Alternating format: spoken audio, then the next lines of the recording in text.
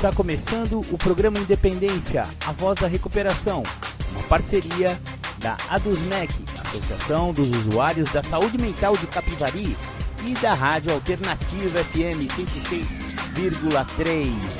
Honestidade, boa vontade, mente aberta, recuperação e sobriedade. Com vocês, Marco Melo.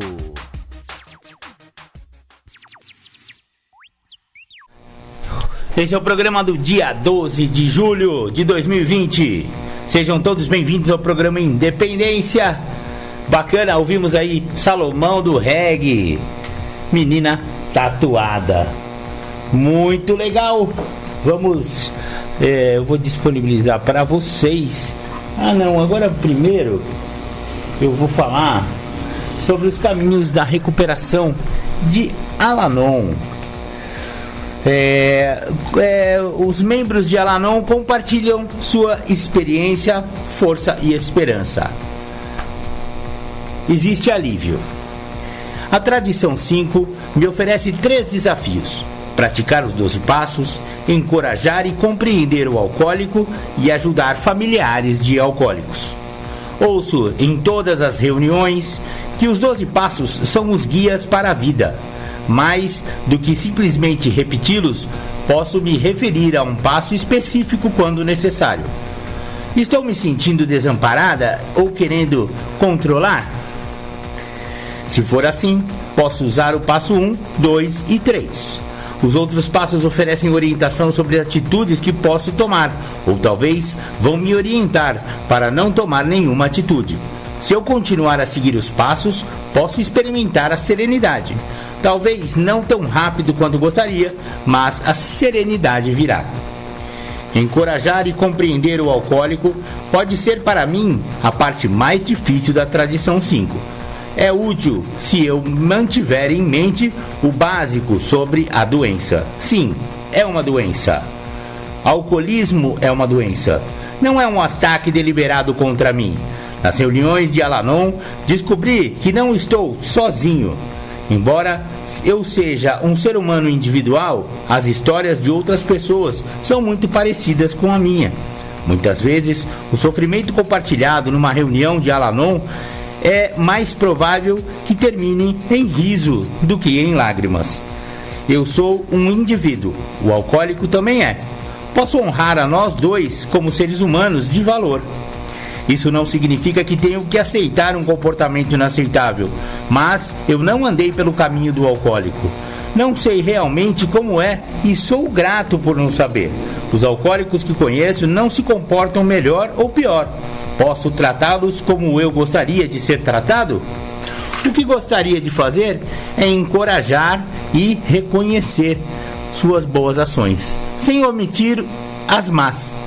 Para que isso funcione, preciso ser coerente, preciso ser responsável por minhas próprias ações e preciso deixar que os alcoólicos sejam responsáveis pelas deles. Para ajudar os familiares de alcoólicos, posso oferecer um caloroso acolhimento e conforto. Posso sorrir. Posso fazer com que eles saibam que eu acho certo eles chocarem. Posso me identificar com sua confusão e espanto. Posso sentir empatia com eles sobre as suas expectativas que fracassaram. Posso escutar e escutar. Não dou conselhos. Não prometo um prazo final para a melhora. Acredito que o paraíso é um estado de espírito que cada um de nós pode visitar, quanto menos espera. Posso ouvir sobre o sofrimento das pessoas. Posso compartilhar meu próprio sofrimento. Meu conforto vem de saber que eu não sou só eu e que há outras pessoas que se interessam e compreendem. Posso passar adiante o conforto que uma pessoa me deu. Pelas minhas palavras e ações, posso permitir que outras pessoas saibam que no Al-Anon estamos seguros e livres para compartilhar sentimentos. Não precisamos temer a crítica. Nada do que alguém disser jamais será repetido por outra pessoa, conforme o anonimato. Muito legal.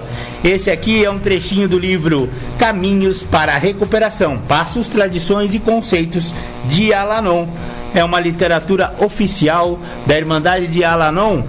E as reuniões de Al-Anon, infelizmente as presenciais, estão suspensas por enquanto aqui em Capivari. Em breve voltarão, se Deus quiser, essa pandemia vai passar em breve. E aí voltarão as reuniões presenciais de Al-Anon, conforme nós anunciamos aqui.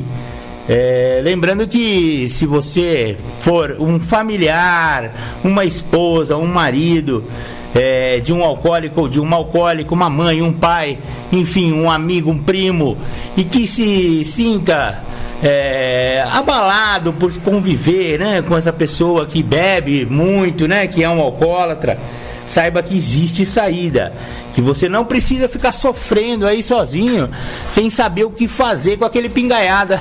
Meu filho e minha filha, tem muito o que fazer, sim, e principalmente cuidar de si.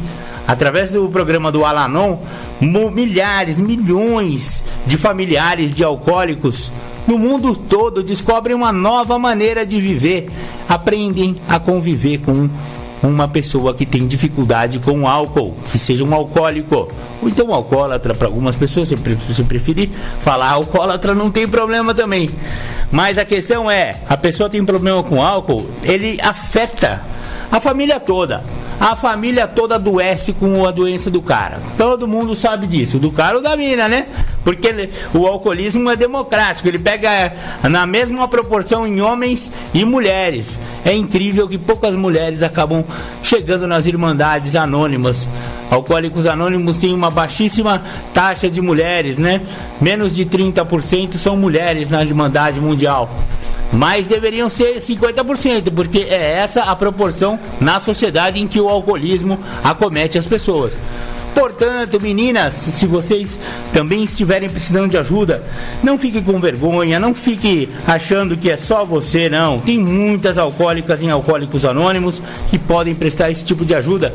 Reuniões de propósito feminino servem justamente para vocês, meninas, que têm um pouco de vergonha, talvez um pouco de medo de chegar numa sala que tem muito homem e tal. As reuniões femininas, né, de propósito feminino de AA, servem para vocês. Companheirinhas, não sofram, procurem Alcoólicos Anônimos. Aqui em Capivari, 99461-1839. 99461-1839 é o linha de ajuda de Capivari. Exatamente, muito legal. Vamos para um giro nas Irmandades, então, para ouvir sobre isso. Legal, voltamos com o programa Independência, muito bacana. Você ouviu aí as vinhetas das Irmandades Anônimas aí, sobre a AA, NA, enfim, né? Vamos agora de música, vou colocar aquela que tem muito mais a ver, então, com Neuróticos Anônimos e também com dependentes emocionais, codependentes emocionais também, que é a música da Pitty. Eu sempre toco aí pra vocês, eu acho muito bacana, ela tem tudo a ver com o programa Independência. Pitty na sua estante. Sensacional, essa foi Pitty na sua estante. Só por hoje eu não vou tomar minha dose de você. Se você trocar você por álcool ou drogas, também serve pra você, pingaiada, pra você, adictão, que ainda tá na ativa. Só por hoje, nego. Venha conhecer o programa de 12 passos de AA, de NA. Vai valer a pena conhecer esse programa que modifica a vida de milhões de pessoas no planeta. Agora eu vou disponibilizar para vocês uma temática do nosso amigo Julião. Antes, porém, vou mandar um grande abraço pro meu amigo Noel. Antes que eu me esqueça, ele me ligou ontem, né? Todo sábado Noelzinho me liga. Obrigado, viu, Noel, pela sua força. Obrigado por ter chegado antes de mim, me aguardado, né? É assim que funciona o programa, né? O que chega, fica aguardando o próximo que vai chegar. Muito obrigado, Noel, também conhecido como Beuzinho da 15, Atestadinho da Tereza, Pavãozinho, por aí vai, né, seu Noel? Você e seus multi-apelidos. Muito obrigado, Noel. Também vou mandar um grande abraço pro meu afilhado Vanderlei, pro meu afilhado Juarez. Muito obrigado pela audiência. O pessoal lá de Piracicaba, que tá sempre na sintonia com a gente aí. O pessoal do Universitário, Ângela, seu Tutu. Muito obrigado, seu Adélio, né? E obrigado, seu Eulário. Muito obrigado toda a família aí do AA, que me acolhem sempre aí com muito carinho, com muito respeito, com aquele ouvido complacente, né? E não me julga. Isso é muito importante na recuperação das pessoas. Você saber que você não vai ser julgado e que também o seu anonimato será preservado. Você fica à vontade para poder abrir seu coração nessas irmandades maravilhosas. Legal, então agora sim, Júlio César Butti, o retorno. Eu vou falar sobre o retorno, a importância que existe na condição do retorno. Quando uma pessoa ele se envolve com o programa de passos, com o programa dos anônimos, a primeira coisa que ele tem que entender é a primeira pessoa do singular, que ela é exemplificada na escola, na infância, pelo eu. Então, quando a pessoa entra no programa e ela não entende a primeira pessoa do singular, tudo que o outro falar não vai ter fundamento para ela. Não vai ser de fator de agregamento. Então, o que essa pessoa vai receber dessa pessoa? Ela vai receber o retorno, mas esse retorno ela recebe dentro dos sintomas da doença, dentro das restrições que privam ela do benefício que o programa tem a oferecer. Somente esta pessoa se livrando de todos os tipos de restrições é que ela vive os benefícios. Então, se a primeira pessoa do singular ela não tem vínculo com o retorno, ela nunca vai fazer com que esse retorno se torne algo de ação. Recuperação é movimento, movimento é recuperação. Se a primeira pessoa do singular ela não pega o retorno que está sendo dado a ela, e ela não usa isso para se movimentar, obviamente o que tem validade para essa pessoa é o que já priva ela do benefício que o programa tem a oferecer. Que o benefício é muito maior do que parar de usar álcool e droga. O benefício é me libertar da doença da adicção, um segredo que tanto me escapou. E esse segredo que tanto me escapou, não importa por quantos anos vem escapando a pessoa. Porque num determinado ponto da vida dela, ela toma contato com o uso da substância. Não importa se ela demorou 15 anos e agora ela tem 20 de idade, ela demorou 15 para ter contato com o uso de álcool e de drogas. E aí uma segunda pessoa fala, mas poxa, ele foi ter contato com o álcool e com a droga aos 15 anos de idade, e agora ele está usando álcool e droga por 5 anos, ele tem 20 anos, e ele, poxa vida, ele era uma criança. Na realidade, o que faltava a ele é ter tido contato com a doença da adicção. Só que por parte dos seus familiares, que já traziam um quadro de um fator de codependência, esses familiares não entendiam que muitas das características que aquela criança expressava já eram de comportamentos adictivos. Então, com 15 anos de idade, não tinha como ele não escapar, no caso, não tinha como a primeira pessoa do singular não ter um retorno que foi o químico. Naquele caso, o retorno foi o uso do químico. Por isso que o retorno, quando eu entro em recuperação, ele é de extrema importância. Por isso que nós temos um passo aonde eu vou reconhecer quem eu sou, da onde eu vim, aonde eu cheguei e para onde eu vou. Então eu tenho um passo específico, que nesse passo eu vou entender o que são minhas questões de ordem moral e comportamental. E aí eu tenho um retorno em cima desse passo. Então o programa ele é tão bacana, é um programa que me aprofunda tanto dentro daquilo que eu sou, que aquilo que eu sou tem a chance de deixar de ser se eu permitir o retorno do outro.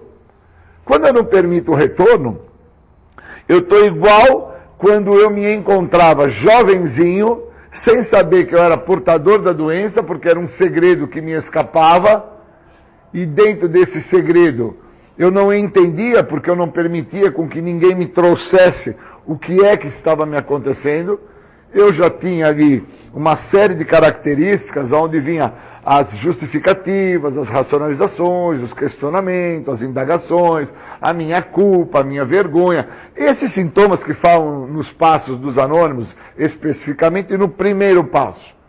Então, quando eu me dou e me permito receber o retorno, quando eu me entendo que o retorno tem um sentido e eu uso esse retorno na primeira pessoa do singular, eu mudo a história do eu.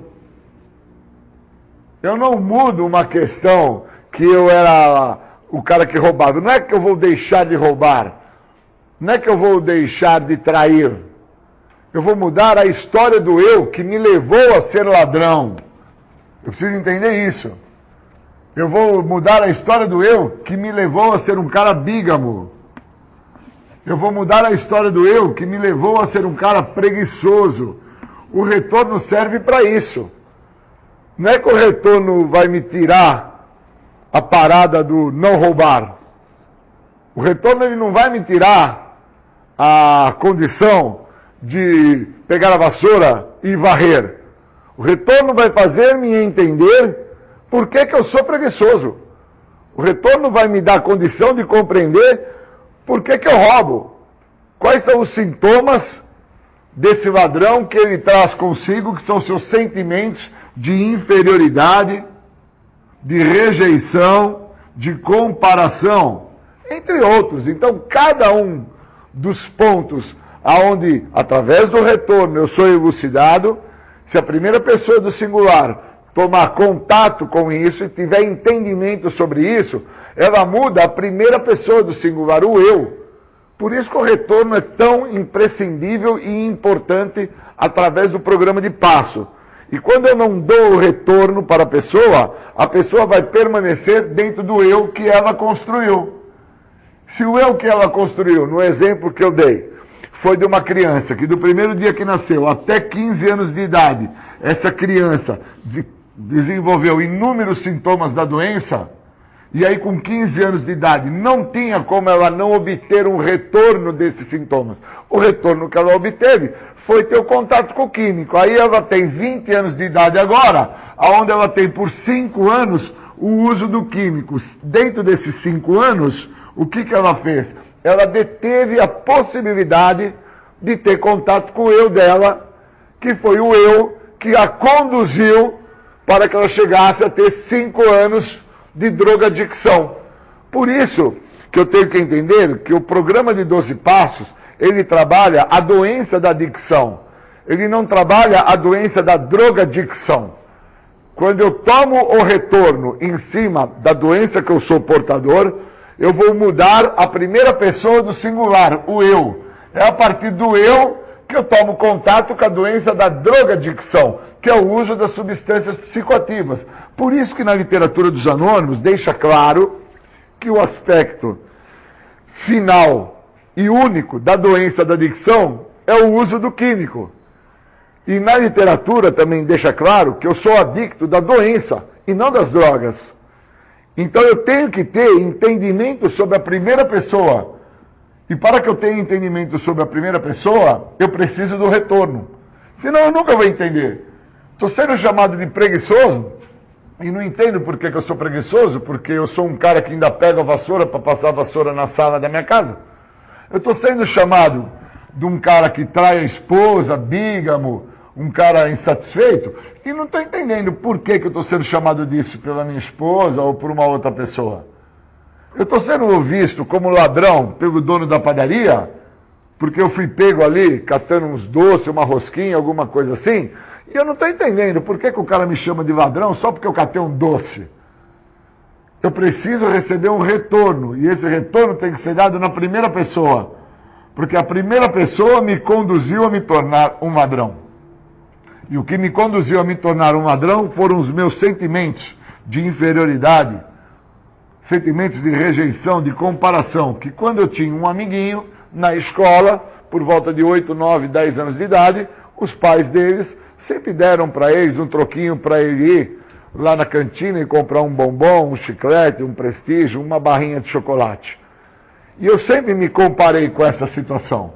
Então, quando eu me comparo, primeira pessoa do singular, eu me comparo, eu faço uma projeção. Qual que é a projeção? Eu também tenho o direito de ter aquele chocolate. Mas se eu não tenho dinheiro, obviamente eu vou ter que fazer o quê? Eu vou ter que me apropriar. E quando eu estou me apropriando daquilo que não é meu, eu sou ladrão. E eu só vou entender que eu vou deixar de ser ladrão quando eu compreender esse fator de comparação. Que esse fator de comparação veio a partir desse momento que eu, com 8, 9, 10 aninhos, na cantina da escola, me comparava com o meu colega de escola, que que o pai dava um trocado para comprar o chocolate e eu não tinha. Mas eu só tive esse entendimento quando eu obtive o retorno. Por isso que eu tenho que entender que esse jovem que começa a se drogar aos 15 anos de idade, no meu caso eu comecei a me drogar muito antes do que aos 15 anos, esse jovem que começa a se drogar com 15 anos, agora ele tem 20 anos. Ele já está mais maduro, mas ele não entende o porquê que ele está se drogando há 5 anos. E ele nunca vai entender se ele não tiver recebido o retorno na primeira pessoa dele. Porque quando ele recebe o retorno na primeira pessoa dele, ele consegue entender que daqui dos 15 anos aos 20, os sentimentos que ele construiu, que o levam a ser anestesiados, esses sentimentos, através do uso de álcool e de droga, são os sentimentos que ele deveria ter por trabalhado esses sentimentos. Pois ele não gostava do cabelo, ele não gostava do nariz dele, ele achava que o pé dele era grande, ele achava que a bunda dele era grande, ele se via com uma barriga diferente da barriga tanquinho que os amigos tinham. Então, como ele sofria de um dos sintomas da doença, a comparação, a rejeição, a inadequação, como ele sofre de um desses sintomas, ele não entende esse segredo, que é o que ele sofre, o escapa entre os dedos, e ele não é libertado desta doença. Então esta doença vai trabalhar na sua parte psíquica. Imagina, o cara tem 2,20 m de altura, as namoradas que ele vai ter que arrumar são com mais de 2,20 m, e o normal do brasileiro é a estatura mediana, 1,70 m, 1,75 m, então ele já não consegue ter uma namorada. E aí ele se compara com os amigos da escola, que todos têm namoradas e ele não. Ele é um apto candidato a beber, ele é um apto candidato sofrendo da doença da adicção, onde a primeira pessoa do singular, que é o eu, que é ele não tem um retorno sobre isso. Então ele é um apto candidato a ir beber, a usar droga, a ficar muito louco, porque todo mundo tem uma namorada e ele não. E o que ele sofre na realidade é uma rejeição. Ele precisa entender isso. Ele só vai entender isso no retorno. Senão ele vai ser sempre um cara frustrado na área amorosa dele. E se ele não recebe esse retorno, ele não consegue se recuperar. E eu preciso me recuperar, não é do uso de álcool e de droga, eu preciso me recuperar da doença. Porque uma vez que eu trato a doença, que é primária, a situação secundária, que foi o meu uso abusivo de qualquer substância psicoativa, eu paro ela. Então, enquanto eu não tenho essa compreensão, eu não vivo o que o programa me oferece. Por isso que as restrições me privam dos benefícios que o programa tem a oferecer. Somente me livrando de todas as restrições, sejam elas quais forem, é que eu entro em contato com o que o programa me oferece. O programa me oferece eu compreender a primeira pessoa do singular, o eu, mas é impossível compreender sozinho. Por isso que eu preciso do retorno.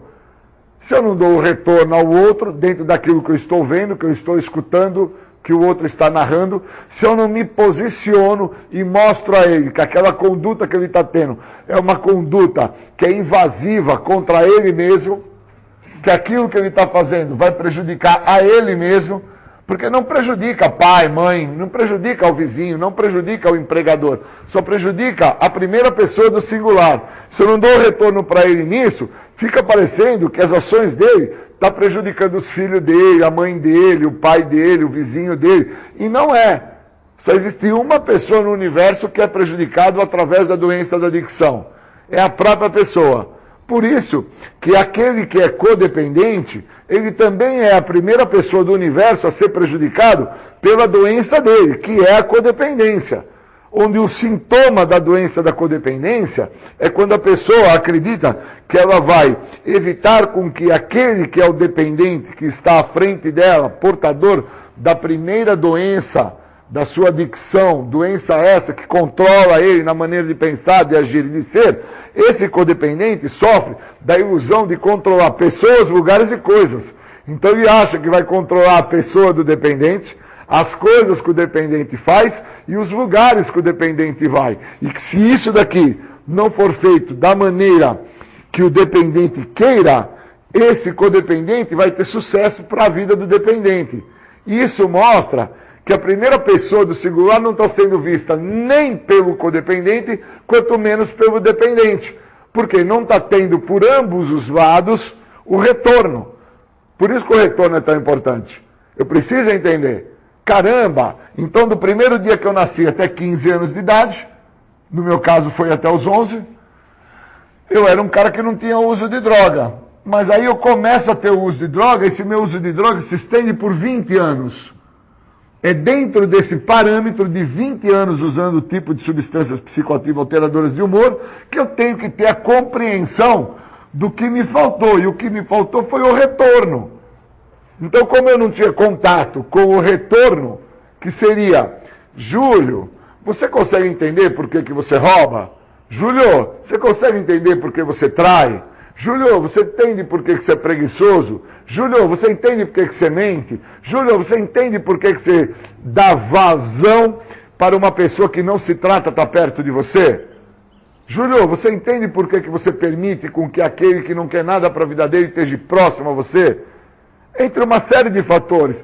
Esse retorno, se não é visto pela primeira pessoa do singular, a primeira pessoa do singular que é o eu, que é a pessoa mais importante do universo, ela não se trata através do programa de 12 passos, e ela começa a acreditar que o programa é único e exclusivamente para parar de usar droga, e não entende que o uso de droga é secundário, e que ele deveria tratar a primeira doença, que é primária, que é a adicção. Enquanto eu não tomei contato com isso, eu não consegui deter a minha doença. Por isso que alguns esquizofrênicos que acabam tendo uma situação secundária dentro da esquizofrenia, que é o uso de álcool e de drogas, quando eles acabam por assumir, dentro da primeira pessoa do singular, do eu deles, que eles têm um problema maior, que é a esquizofrenia, é a psicose, é a psicopatia, eles acabam por parar a situação secundária, que é uma necessidade desenfreada de tentar anestesiar o problema que eles trazem com eles, que é um problema de inadequação, é um problema de falta de aceitação, é um problema de exclusão social. E aí quando ele trata dessa parte, essa segunda situação, que é secundária, que é o uso de álcool e de droga, deixa de existir na vida dele e ele se melhora no todo. E aí você fala, poxa vida, olha, o que você está falando, Júlio, tem muito sentido, porque alguns que eu conheço, não esquizofrênico, mas eu conheço algumas crianças que são síndrome de Down, e elas fazem judô, fazem natação, elas vão na escola, umas até namoram, outras trabalham, e elas são síndrome de Down. E quem olha a criança que é Down, nota que ela tem uma aparência diferente. E aí, como você está falando, dá para entender que essa criança, a família dela, tratou a primeira doença. Essa criança recebeu um retorno no eu.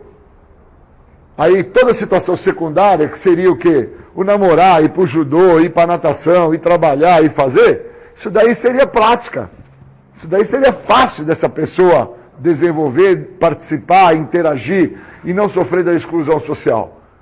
Agora, o adicto, ele busca dentro das restrições que privam ele do que o benefício do programa oferece, ele busca dentro das restrições, na comparação, na justificação, na racionalização, tentar usar um meio e uma maneira para com que essa sensação de bem-estar que ele encontra no álcool, para que ele não tenha que mudar a primeira pessoa, permaneça.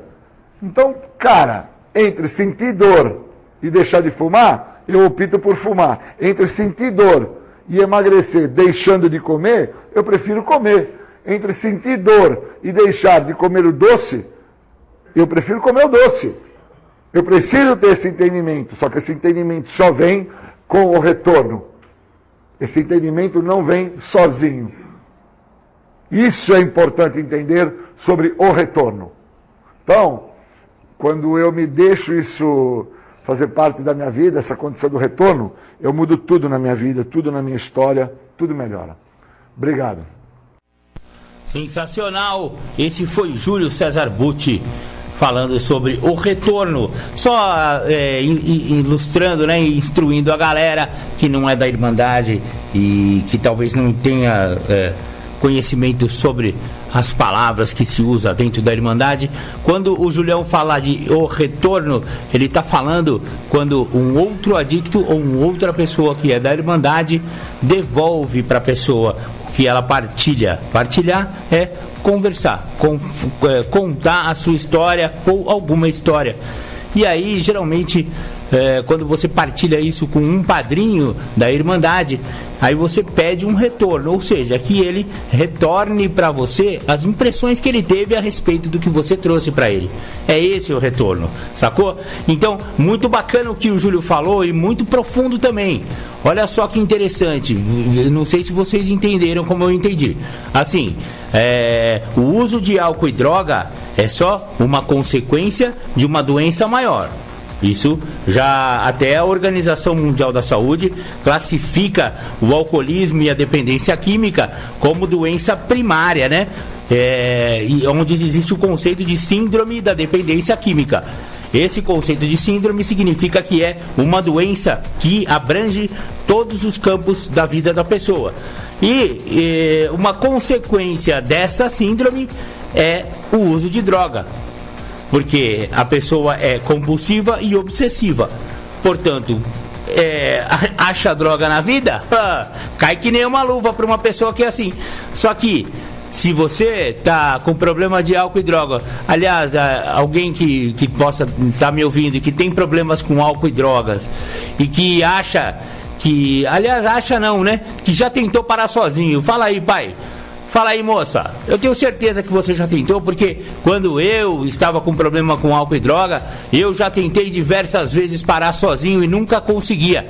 Eu parava por um tempo, ou então o médico pediu, não, você tem que tomar esse remédio, não pode misturar com álcool, então você vai tomar ele 15 dias, um antibiótico que seja, uma coisa. Aí você para aquele período lá, mas fica doido para voltar, para parar de tomar a medicação para voltar a beber.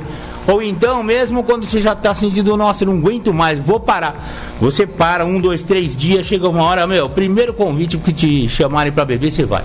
Primeiro fim de semana, com peguinha, com churrascão, você toma o primeiro gole de novo e aí desencadeia toda aquela... Entendeu? Então, quando o Júlio falou que você tem que tratar da doença primária, é justamente por isso. A pessoa que tem adicção, dependência química e alcoolismo, mesmo que ela ainda não tenha perdido o controle, hein? Você pode ainda estar desenvolvendo a doença, mas se você já está desenvolvendo a doença, significa que ela já está dentro de você. E o que você tem que tratar? É o uso de álcool e droga? Não, não é. Não adianta interromper o uso apenas. Você precisa trabalhar um programa que vá fazer uma mudança de comportamento, uma mudança de atitudes, uma mudança de mentalidade que vai abranger vários pontos da sua vida. E é isso que o programa de 12 Passos de Alcoólicos Anônimos, os 12 Passos de Narcóticos Anônimos, faz com a pessoa. É um programa simples para pessoas complexas. Então, a pessoa vai trabalhar lá a psique, vai trabalhar lá o espiritual, vai trabalhar lá a sua entrega, vai trabalhar vários pontos psicológicos, mentais, físicos, emocionais e espirituais. Em um programa que fecha em vários aspectos. Esse o que é, por isso que funciona esse programa, porque ele não vai em cima do álcool e da droga. Isso aí é consequência da doença. Então, vamos tratar a doença que automaticamente o cara para de usar. Olha que interessante que é isso. E é bem simples, é um dia de cada vez, funciona. O mais importante, funciona. Procure Alcoólicos Anônimos, procure Narcóticos Anônimos. Ufa, é isso aí, Marco Melo na área. Agora vamos de música, vou tocar aquela que eu adoro e eu sempre toco pra vocês, Um Dia Perfeito, quando o cara já viu que não dava mais e as garrafas vazias. Ouça só esse som. Uau, muito legal. Esse foi The Flanders, Um Dia Perfeito. Muito bacana, eu gosto bastante dessa música, principalmente a letra do refrão, né? Veja a TV ligada, a casa revirada, as garrafas jogadas, mas não resta ninguém. A cabeça lateja e dentro de você não encontra motivos para seguir além. A imagem no espelho pode até parecer, mas aquele ali não é você. Procurando um meio de voltar à vida, porque ela também não desistiu de você. Muito bacana. Bem a fase ali que o cara perdeu pro álcool, né?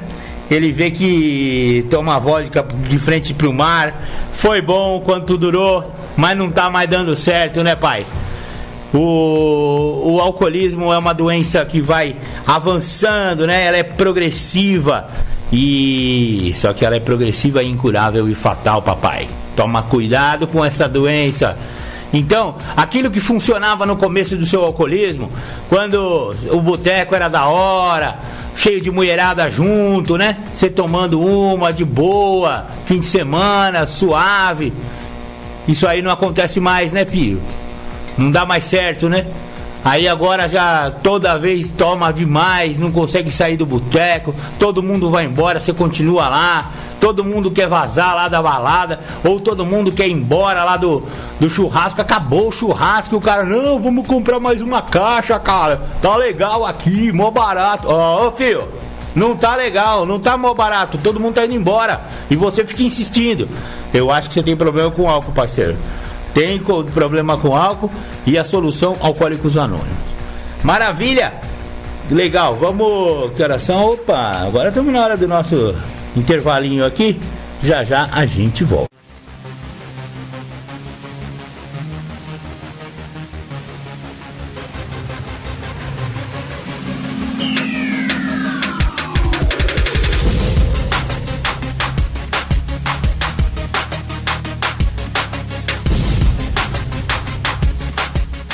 Você está ouvindo o programa Independência, a voz da recuperação. Para participar ou tirar suas dúvidas, ligue 3492-3717 ou então pelo WhatsApp 99650-1063. Depois do intervalo, então, chegamos agora a uma parte bacana aqui, onde eu vou dividir com vocês o livro conhecido, né, na Irmandade de Neuróticos Anônimos como Livro Vermelho. O título desse livro é As Leis da Doença Mental e Emocional. E eu vou dividir com vocês o capítulo 3. A doença mental é doença espiritual.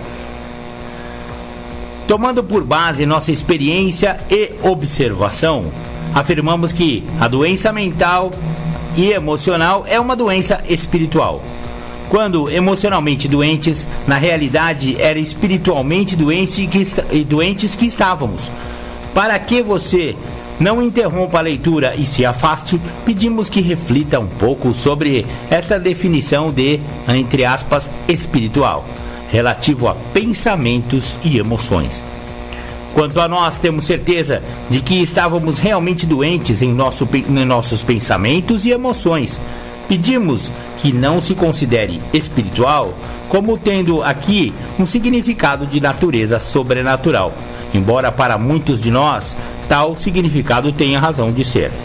A sabedoria popular de há muito tempo vem empregando a palavra espiritual ou espírito para descrever o estado de ânimo das pessoas.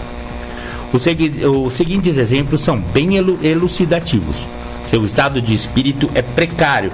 Seu estado de espírito é o melhor possível. Seu estado de espírito deixa a desejar. É uma pessoa de espírito ardente. Essas expressões se referem ao modo de sentir, de pensar, de encarar o mundo, bem como à maneira de uma pessoa de se colocar diante da vida.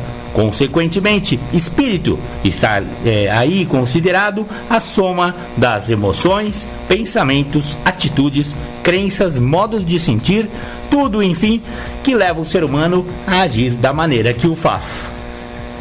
Há, naturalmente, componentes físicos e mentais envolvidos, porém eles apenas contribuem para a composição do espírito total.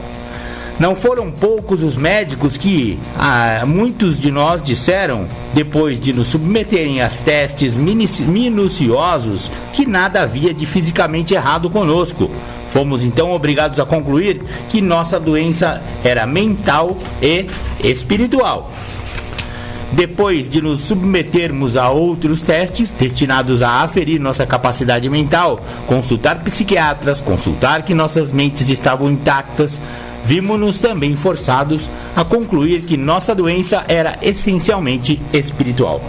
Descobrimos que estávamos cheios de ódio, ressentimento, raiva, autopiedade, ganância, comodismo e outras emoções igualmente indesejáveis, as quais faziam parte de nossa natureza, entre aspas, espiritual, ou maneira de nos comportarmos diante da vida. precisavam ser mudadas para que pudéssemos recuperar-nos. Ficar sabendo que tínhamos de mudar espiritualmente foi para nós um sério golpe, pois éramos muitos os que nos mostrávamos contrários a tudo que fosse considerado espiritual. Você poderá usar uma palavra diferente se assim preferir. Acho, porém, que mental não seria o termo adequado. Nada havendo de errado com nossa mente, as atitudes e os sentimentos podem ser mudados sem que a mente deixe de manter intactas as suas qualidades. Nessa mudança, é o espírito que deverá passar por uma modificação. Portanto, não havendo nada física e mentalmente errado conosco, afirmamos que a nossa doença era espiritual. A prova mais convincente de que a doença emocional é doença espiritual está no fato de que a pessoa doente pode recuperar-se mediante ajuda espiritual. Vimos isso acontecer em casos tão numerosos que não temos como duvidar. Presenciamos alguns em que as pessoas já haviam tentado todos os meios então conhecidos, só conseguiram recuperar-se quando receberam ajuda espiritual. Em meu próprio caso, foi exatamente isso que aconteceu. Eu havia tentado todos os métodos de cura criados pelo homem. Passei mais de 5 anos fazendo tratamento psiquiátrico, consultei muitos médicos, tomei milhares de tranquilizantes e comprimidos para dormir. Recorri à religião, até mesmo à quiromancia e ao hipnotismo. Não me recuperei enquanto não recebi ajuda espiritual, e essa ajuda eu consegui em um grupo de anônimos. Fiquei conhecendo muitas pessoas com histórias semelhantes que também foram curadas mediante ajuda espiritual, coisa que nenhum outro método de cura havia sido capaz de fazer. E, consequentemente, se a ajuda espiritual recupera uma pessoa emocionalmente doente, então a doença emocional é de fato doença espiritual. Muitos psiquiatras também enfatizam o lado espiritual, insistindo que seus pacientes que procurem essa ajuda dessa natureza. O famoso psiquiatra suíço Carl Jung foi um dos que salientaram a importância de tal ajuda. Hoje em dia, são grande em número os psiquiatras que declaram ser preciso algo mais do que a análise. Para eles, a ajuda espiritual também é necessária. Até aqui, falei de espiritual no que se refere ao modo de sentir e à maneira de se comportar diante da vida. Irei um pouco mais longe agora. Falarei de espiritual no que diz respeito a outros significados da palavra, isso é, aos que se relacionam com a alma, significados estes que não são considerados do ponto de vista físico. Falarei a respeito de entrar em relação harmoniosa com o poder superior a nós mesmos, que chamarei de Deus, segundo a concepção de cada um. Para a pessoa doente, é unicamente necessário que ela creia nesse poder, que poderá conceber como queira. Poderá concebê-lo como sendo a força da gravidade, por exemplo, ou o movimento dos átomos, a evolução, o amor entre os seres humanos, qualquer coisa, enfim, não importa seja qual. É preciso apenas que, como já dissemos, que admita a existência desse poder, e isso é, a existência de algo superior a si mesma. Essa crença irá ajudá-la a eliminar o egocentrismo, tão acentuado nos doentes emocionais, a fim de que possa vir a se tornar um ser humano no exato sentido da palavra. É dessa forma que podemos sair de nós mesmos. E aí dá continuidade aí no capítulo 3 do livro vermelho, a doença mental, né? As leis da doença mental e emocional, do livro vermelho de Neuróticos Anônimos. Queria dividir com vocês essa parte aí. Legal, vamos um pouco agora de música. Vou tocar pra vocês Lohama, Vai Na Moral. Mais firme fica um prego a cada martelada. Esse foi o Lohama, Vai Na Moral. Da hora esse som aí, galera. Eu acho bem legal. Bom, recebemos uma pergunta aqui. Normalmente quem consome drogas consideradas leves, como a maconha, acha caretas aquelas que a condenam. Dizem que o uso moderado da droga estimula a criatividade e libera a ousadia. Como convencê-los a parar com o consumo se só enxergam benefícios? Essa é uma excelente pergunta, porque existe aí uma grande vertente da sociedade, né? Uma grande parcela da sociedade, inclusive tem marcha da maconha e tudo, né? E o programa Independência não é contra a maconha em si e nem contra os usuários da maconha em si, mas sim estudamos, né, as consequências espirituais, filosóficas e médicas, né, dentro da ciência do que acontece dentro do cérebro da pessoa, dentro do espírito, dentro da mente, né? Então, não é uma unanimidade de que a maconha só tem benefícios, pelo contrário, né? Existem muitos malefícios no uso prolongado e contínuo de maconha. A verdade é essa, né? E claro que se você quiser botar uma peneira na frente da sua cara e não enxergar as coisas como elas são, fica à vontade, pai. Tem biqueira aí espalhada pelo mundo afora, é só ir lá e pegar um pouco dessa maconha tosca, velha que tem por aí. Mas acontece que, para quem tem problema com álcool e droga, quem é adicto não pode com maconha também, viu? Tudo bem, você gosta de dar o seu doisinho, você não tem problema, isso daí não te prejudica. Boa, vai firme. Pode ir embora pra frente, nego.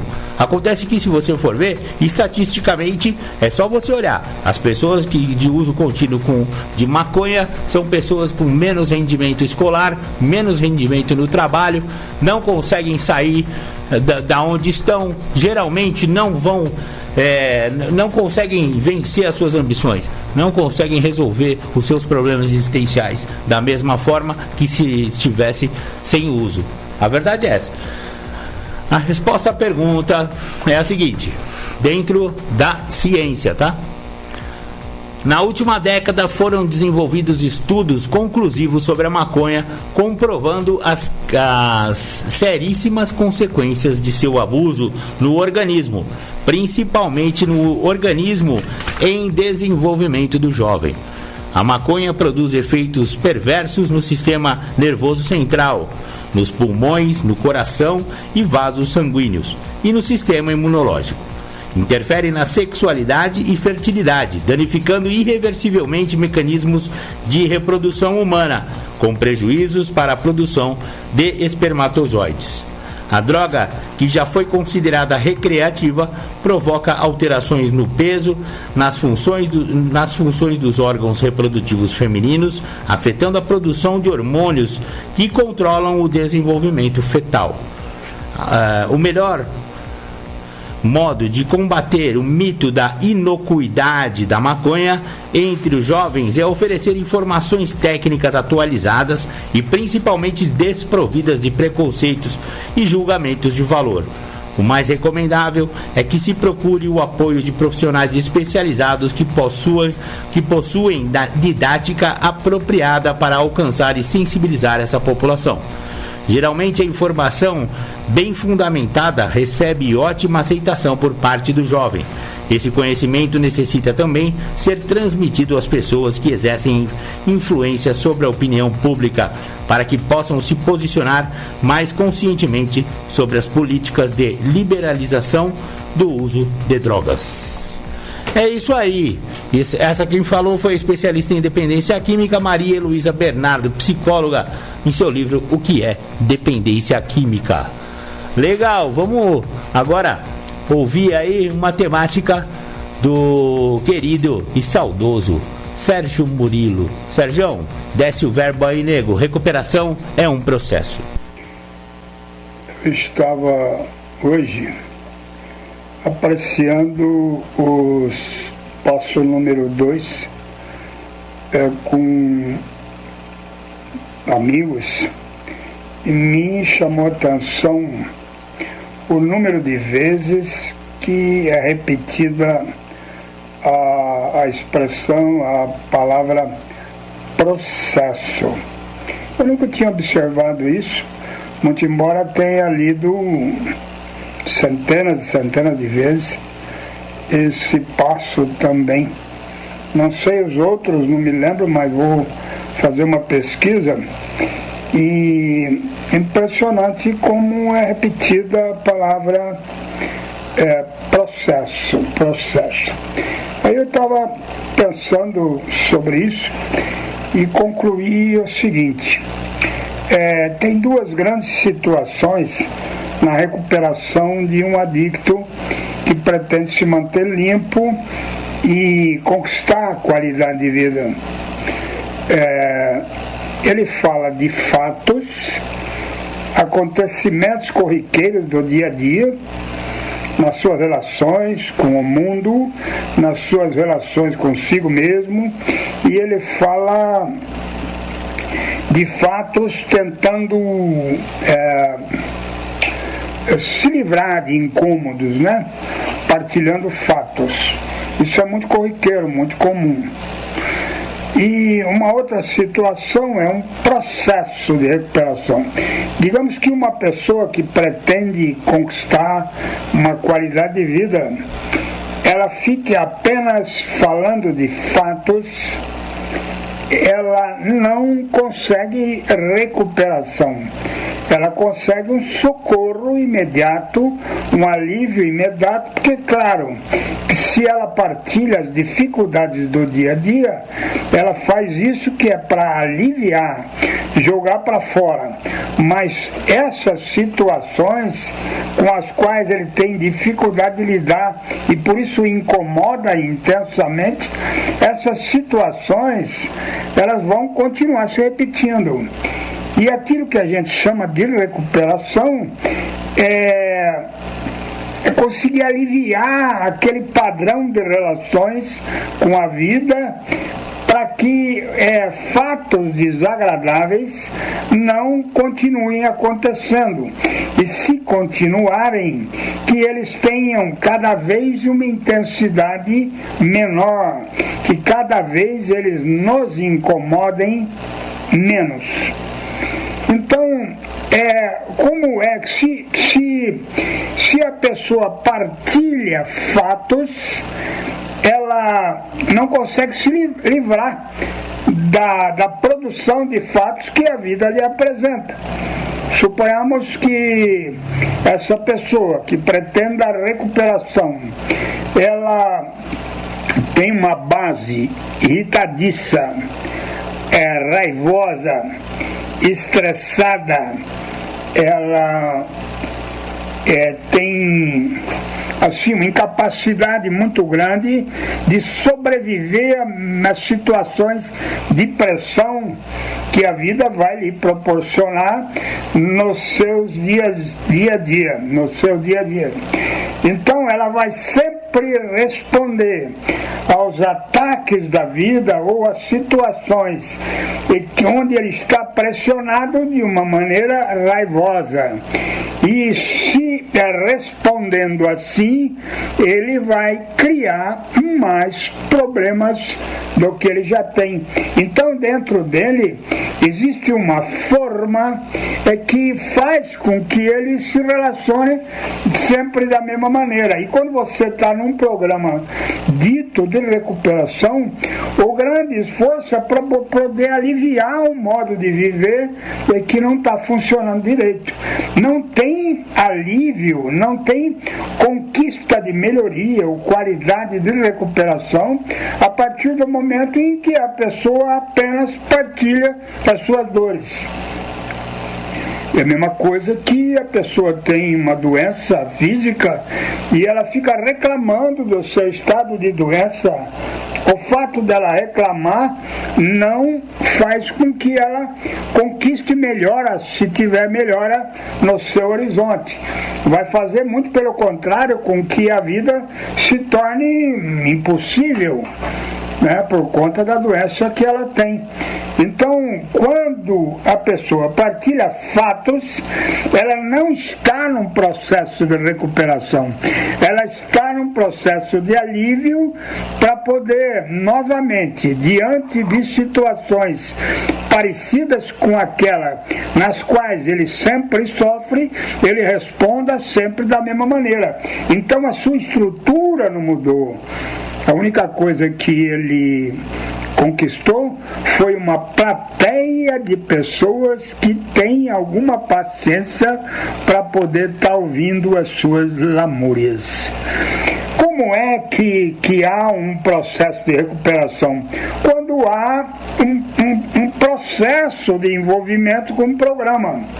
Então, assim, é claro que a pessoa precisa encontrar meios para se aliviar das dores que povoam a sua vida, dores psicológicas, emocionais.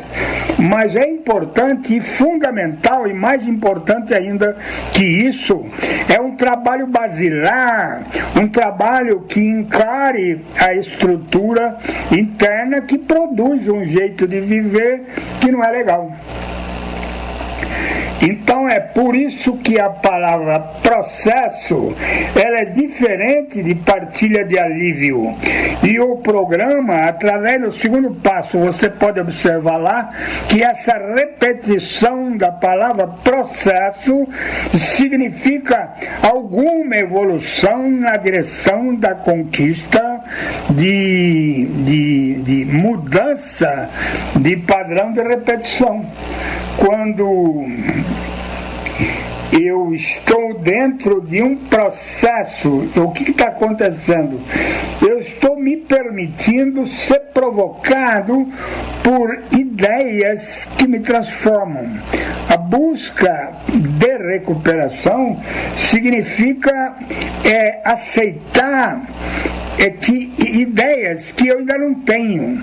Então, quando eu estou num programa partilhando o passo, quando eu estou num programa me permitindo ser bombardeado por perguntas que têm origem nas literaturas de recuperação, eu estou em movimento constante, eu estou numa situação de incômodo com aquilo que eu sou e com a situação e com que eu me apresento diante das minhas relações no dia a dia.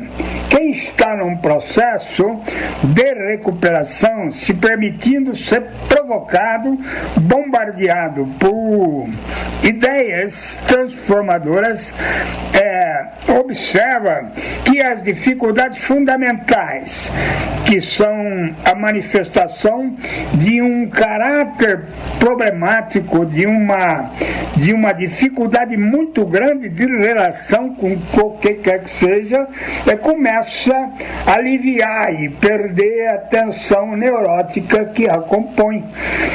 Existe assim, você observa que a quem está se permitindo essa provocação está num movimento de mudança. Existem tensões terríveis na alma daquela pessoa, tem origem na própria hereditariedade, ou tenha origem na psique, no estado de consciência dentro do qual a pessoa existe, que são a fonte de toda a problemática. Nós sabemos muito bem que o nível de percepção de mundo e a consciência de si próprio, o conhecimento de si próprio, vai apontar a origem dos problemas. Vamos supor que eu já dei esse exemplo em outra live. Vamos supor que uma pessoa vá ao dentista e com uma dor do lado esquerdo da face. Aí o dentista vai fazer uma análise, um exame mais apurado e percebe que os dentes do fundo, do lado esquerdo, eles estão mais gastos. E o fato, e eles estão mais gastos por uma causa. O maxilar daquela pessoa, ele é um pouco deslocado, um pouco torto. E aí a base mental da dor é o maxilar torto, não é a dor. A dor é produto de uma causa mais profunda. Então, sei lá, ele pode fazer uma cirurgia, alinhar o maxilar, amarrar, tomar lá um procedimento e fazer com que a dentição se alinhe e a dor vai embora.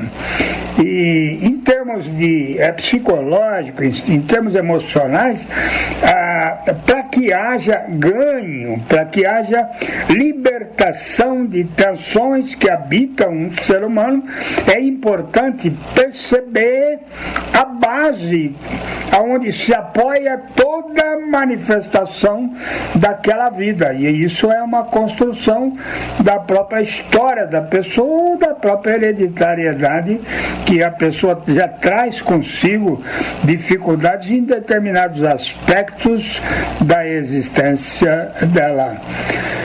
Então a palavra processo, ela remete a um programa que não pare, independente das dificuldades que a pessoa tem no dia a dia, tem que se olhar as duas coisas, tem que se buscar alívio para resolver tensões, situações de tensões imediatas e também, basicamente, trabalhando um processo de recuperação. Aí quando você tem um programa que propõe 12 passos, cada um cuida de um assunto, cada um vai trabalhar tensões e dificuldades que são compreendidas naquele passo especificamente. A questão da rendição, a questão da crença, a questão da relação com esse poder maior, entrega, não entrega, e assim, inventário e por aí adiante. Se a pessoa está dentro desse processo e não para, torna na vida torna um hábito de vida, está se passando a limpo, se percebendo o que ocorre com uma pessoa que trabalha os 12 passos sem parar. Ela entra num estado de clareamento da sua visão a respeito de si mesmo e a respeito do mundo, e se compreendendo mais, evidentemente ela avança em direção a alguma paz. A paz não depende de como a vida lhe trata ou as situações, porque se for observar as dificuldades que estão na vida de cada um, elas em grande parte são criadas pela própria visão de mundo e pela relação, a maneira com que aquela pessoa se relaciona com o mundo que a cerca. Então é a realidade de percepção de cada um que cria uma maneira de existir que atrai determinados problemas dentro de uma relação, vamos dizer assim, adoentada. Então, esse processo de busca, de autoconhecimento, de descascar a vida, de se aprofundar e se buscar em todos os aspectos, é um processo de crescimento no sentido de saber cada vez mais de notícias honestas a respeito de si mesmo. E esse processo, muitos de nós chamamos de processo de recuperação. Recuperação não é se manter limpo durante um tempo longo. Recuperação significa ficar limpo para usar isso como oportunidade para se perceber naquilo que cada um na sua profundeza maior. E só tem uma ferramenta de aprofundamento, de busca, que é o autoconhecimento. O autoconhecimento, não adianta a autocrítica, não adianta a recuperação de um ser humano, ela não significa jogar com a vida e ganhar. Não significa um jogo psicológico, onde eu aprendo a lidar, isso eu faço, aquilo eu não faço. Isso são regras de sobrevida, são regras de segurança para alguém que não soube viver num período de muita imaturidade e mergulhou no uso de droga e veio acordar ali pelos 25, 30 anos desconstruído, numa situação psicológica e emocional falimentar. Então para todo navegante de uma vida nova, uma vida limpa, uma vida sem álcool e outras drogas, há que se entrar dentro de um processo. E esse processo é movimento. Movimento do quê? Movimento de busca, de esclarecimento a respeito de si mesmo e do mundo que nos cerca. Então essa palavra processo, ela chama atenção, porque processo é diferente de estar parado, é diferente de parar de usar substância e ficar parado contando história de tempo do uso, ou desfiando sonhos de grandeza e de busca e de conquista. Não tem nada a ver com isso.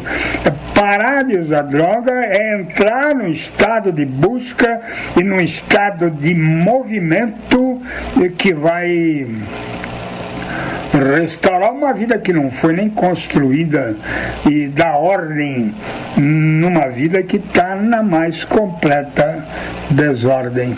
Então a palavra processo é fundamental para se entender o fato e o processo.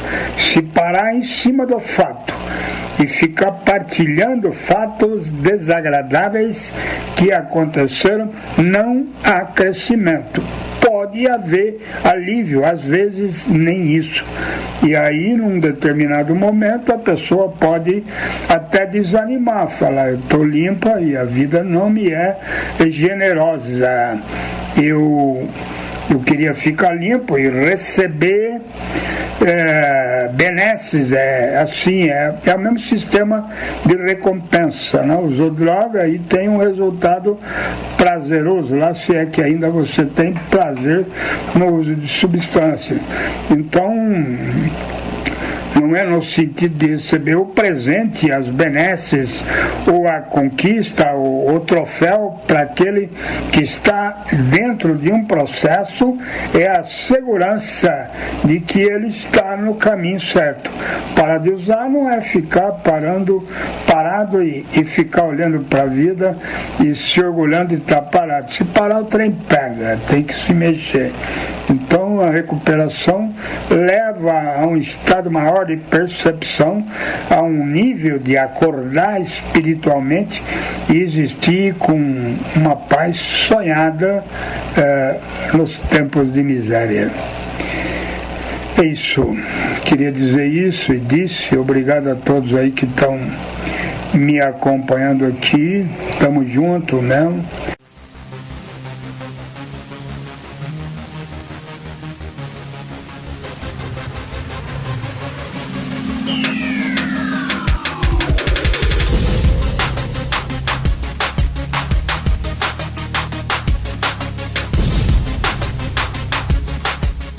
Você está ouvindo o programa Independência, a voz da recuperação. Para participar ou tirar suas dúvidas, ligue 3492-3717 ou então pelo WhatsApp 99650-1063. Vocês ouviram aí o Rosa de Saron, muito bacana, bonita música, tem a ver com a partida, né, deste plano material. Legal. Existe um livro da Nova Consciência, editora Nova Consciência aqui de Capivari, do Miguel de Pierre.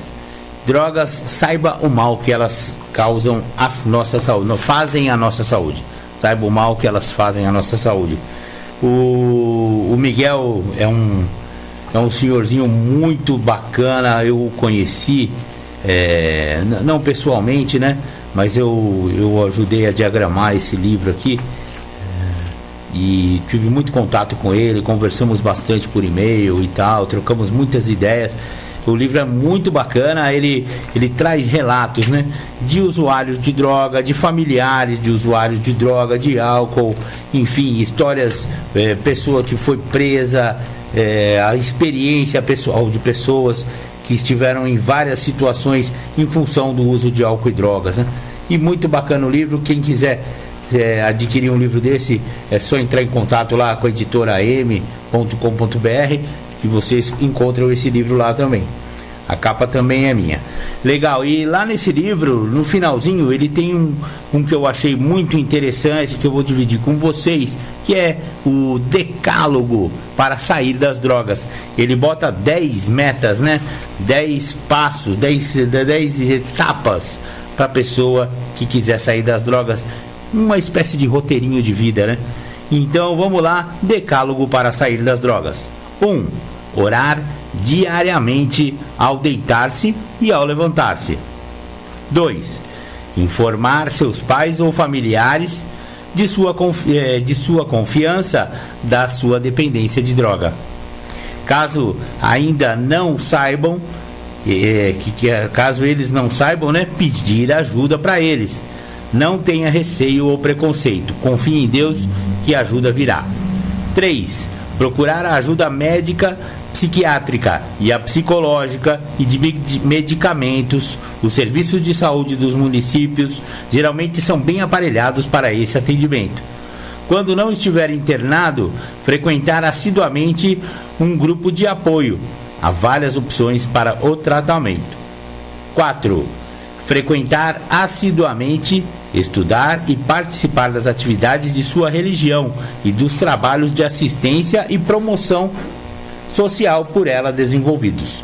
Se ainda não adotou nenhuma, reveja esse posicionamento, pois as religiões estimulam bastante o abandono do vício e os nossos aprimoramentos morais. 5. Estar sempre integrado à família. Dialogar com seus pais e demais familiares. Comentar suas dificuldades ou a melhora que está tendo. Ouvir conselhos, conservar sua autoestima. 6. Enquanto não conseguir sua libertação, não se sentir seguro, não retorne à companhia de amigos que são dependentes. Mas quando encontrá-los, procure motivá-los também a se tratarem. Não frequente bares e outros locais onde estão usando qualquer tipo de drogas. 7. Desculpar e entender as pessoas, até mesmo familiares, se porventura não confiarem em você. 8. Procurar trabalhar. O trabalho, além de ser um bom exercício para o corpo, é muito mais para a mente e ajuda a anular o vício. Não abandonar a faculdade, cursos ou estudo que estiver fazendo. Persevere em todos os objetivos elevados que esteja realizando. E, finalmente, 10. Não se estressar, desanimar ou revoltar-se se, em várias tentativas, não tiver sucesso. Persista no tratamento medicamentoso, nas orientações recebidas e na abstinência. Não deixe de participar do grupo de apoio. Tenha esperança, fé e peça ajuda. Confie em Deus, mas procure exercitar e desenvolver ainda mais seu potencial de força de vontade. Quem persistir, vencerá. Se outras pessoas conseguiram abandonar o uso de droga, você também conseguirá. Bacana, esse aí foi Miguel de Pierre no seu livro Drogas, Saiba o Mal que Elas Fazem à Nossa Saúde. Muito bacana, seu Miguel, muito obrigado. Bacana. Agora, para finalizar o programa Independência, nós vamos ouvir Júlio César Butti, A Trajetória. Bom, primeiro, para mim, é um privilégio e um prazer ser chamado por vocês para falar. Segundo, falar da base que estrutura o programa de tratamento, para mim, é extremamente importante e válido para a vida daquelas pessoas que têm problemas com a doença da adicção.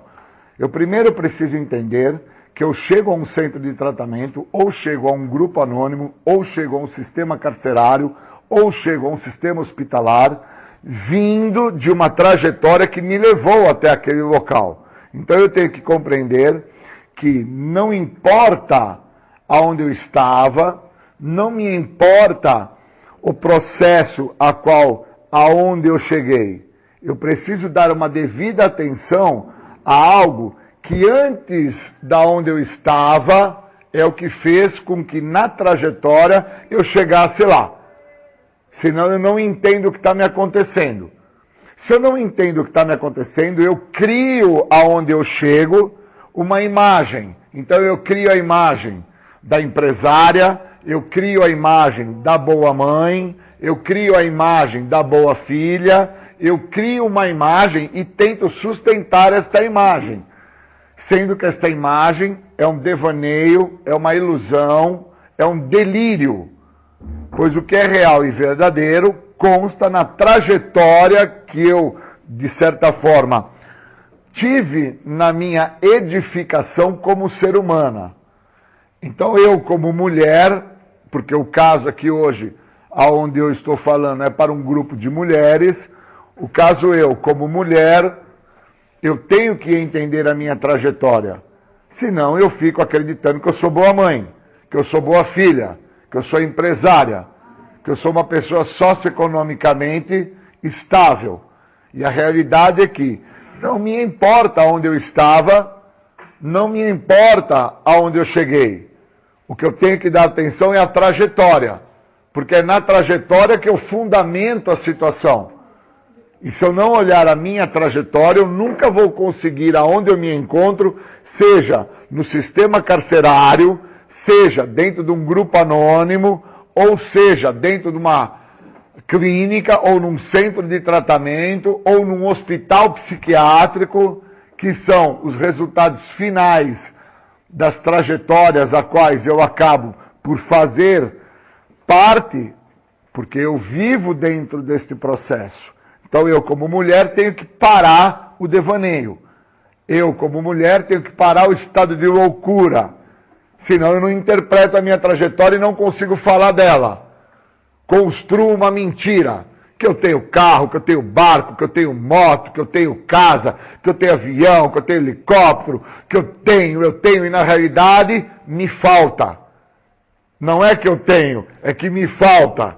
Então eu sofro da inveja, sofro da comparação, sofro da falta de aceitação, sofro de reservas. E o programa, ele define, o programa dos 12 passos dos grupos anônimos, ele deixa bem claro que as pessoas que falta, elas buscam na trajetórias dela a parte que falta. E quando nós temos à disposição algo, que no caso de vocês meninas, foi o álcool, ou foi as drogas, ou foi a cocaína, ou foi o crack, ou foi um relacionamento abusivo, a qual vocês se permitiram passar, aonde vocês sofreram inúmeras mágoas, tristezas e angústias, vocês assim pegam essas oportunidades de uma forma intensa. Porque não tem nada melhor do que, para não ver a minha trajetória, do que fazer que no momento presente se faz presente ou a droga, ou um relacionamento amoroso, ou um abuso, seja o que for, esteja presente. Não existe nada melhor que isso. Então o que eu faço? Eu me atento a isso e tento criar aonde eu cheguei isso que me falta. Então eu chego sem ser ninguém e trago a ideia que eu sou empresária.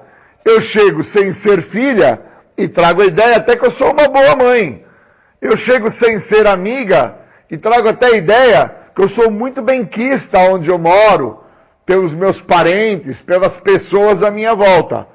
Pois dentro do meu devaneio, dentro do meu estado de loucura, dentro da minha psique, eu não me vejo, eu não entendo o que me falta. E a parte que me falta, eu agora passo a descobrir que na minha trajetória, eu busquei completar esta parte que me falta com algo que fosse de forma intensa. Eu não sabia que usar cocaína, crack, maconha, pinga, ou usar um outro ser humano de forma intensa, iria me causar uma dependência futura.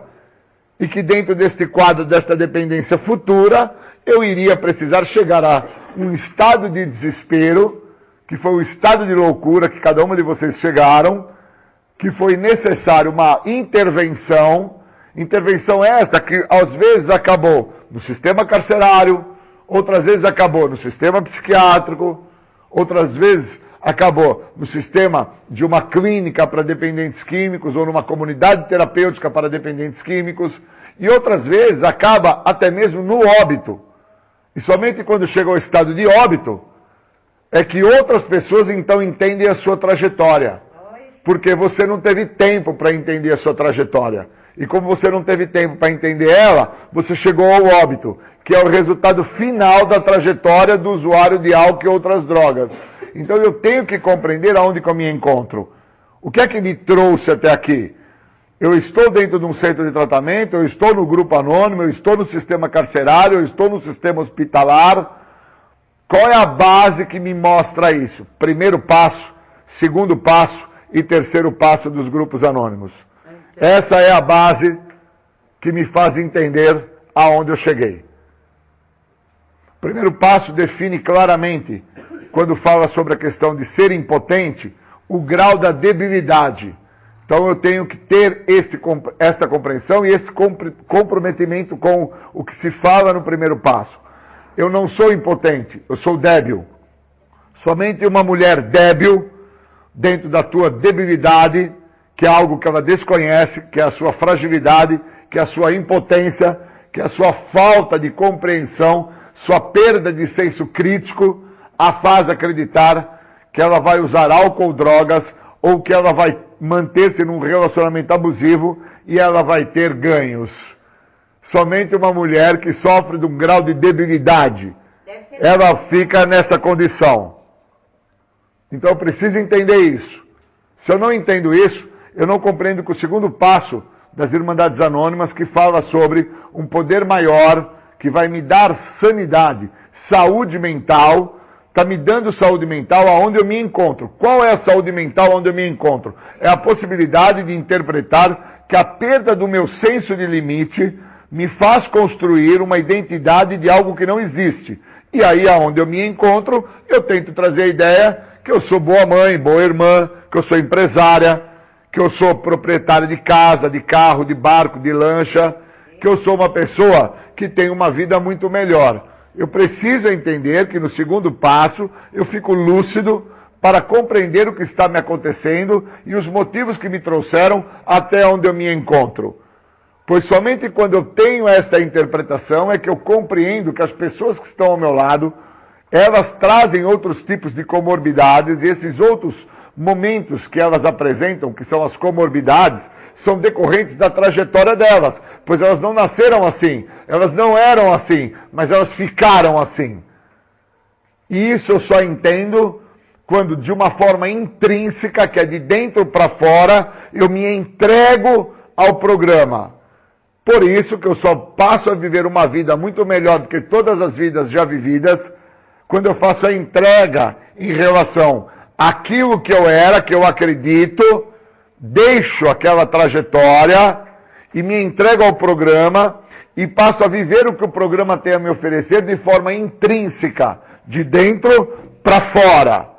Senão eu vou ficar ou no sistema carcerário por um período e ao sair de lá volto a roubar, volto a matar, volto a mentir, volto a enganar. Ou então eu vou ficar num sistema de tratamento hospitalar por um período e ao sair de lá eu vou me comprometer novamente de uma forma psíquica, neurológica e vou ter que ser levada de novo ao sistema clínico novamente.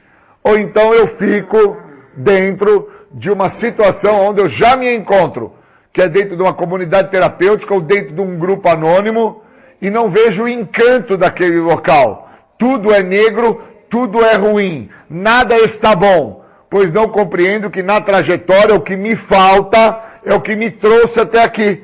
É o que me leva até o local onde eu me encontro. Seja a cadeia, o local, ou seja o hospital, o local, ou seja a comunidade.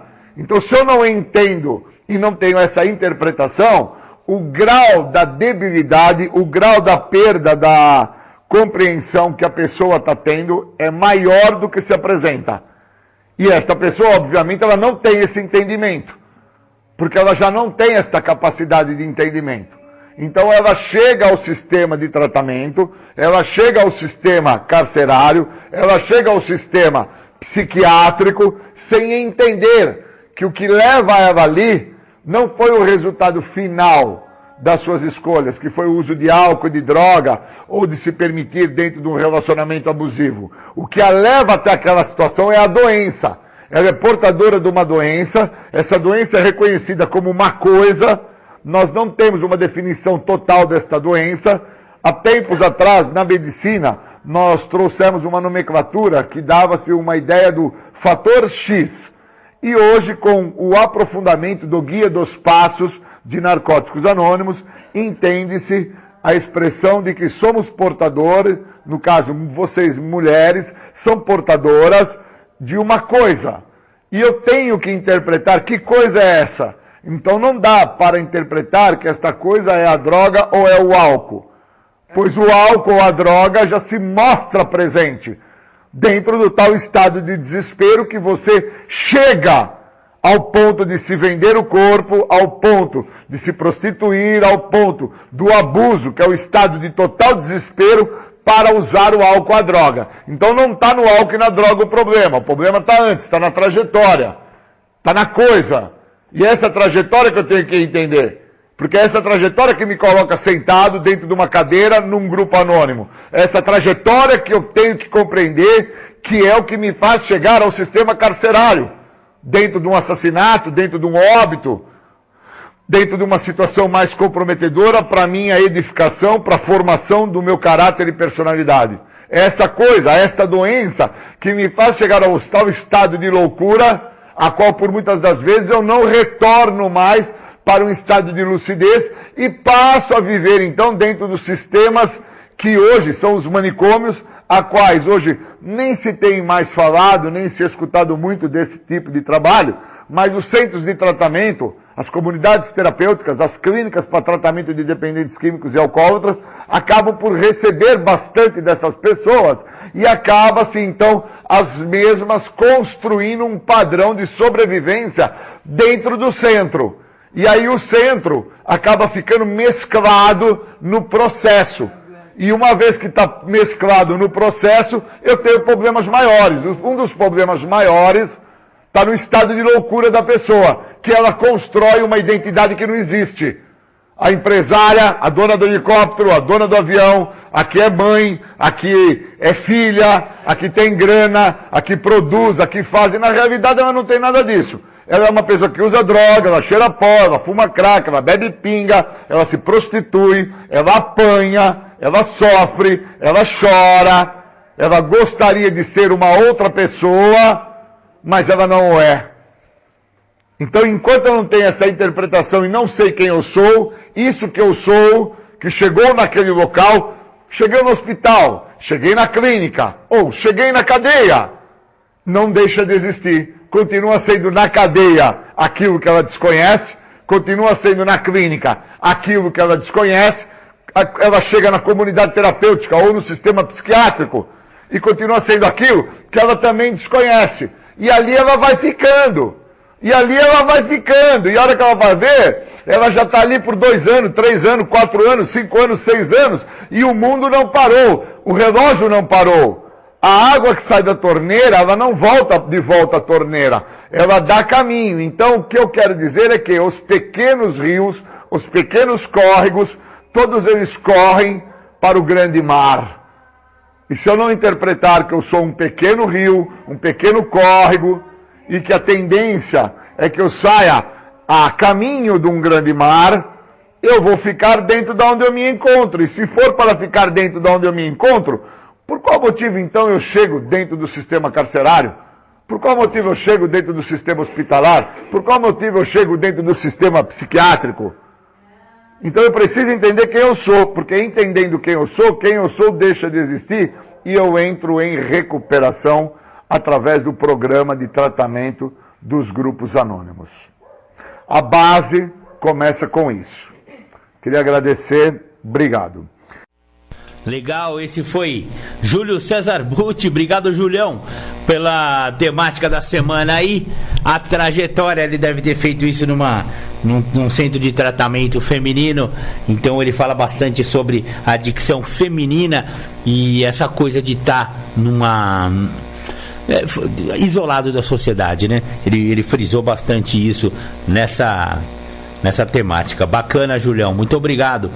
Maravilha, programa Independência já acabou, na verdade, né? Nosso tempo já passou. Queria agradecer aí a audiência, agradecer a galera por ter deixado, né? Por ter permitido o Marco Melo aí nas ondas do rádio, penetrando em seus alto-falantes, em seus fones de ouvido, em seu carro, em sua casa, em seu radinho de pilha, que eu possa ter entrado na sua casa, na sua vida, trazendo esse monte de informações a respeito da dependência química, do alcoolismo, adicção e outras tantas comorbidades provindas dessas doenças. Muito obrigado, beijo no coração de todos, fiquem com Deus e daqui a pouco, programa Tardes Sônicas.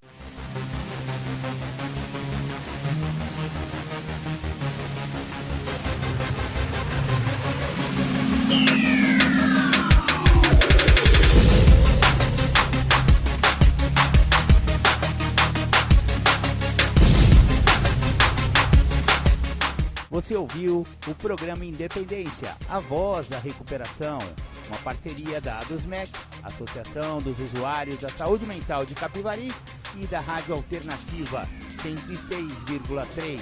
Até domingo que vem, com mais informações a respeito de dependência química e alcoolismo. Obrigado, até mais!